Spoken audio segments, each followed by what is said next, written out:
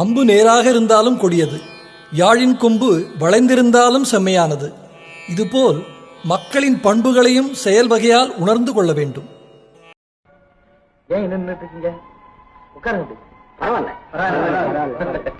மரியாதை இதுல எல்லாம் இல்ல, மனதில் ஏற்படுற அந்தல் தான் இருக்கு.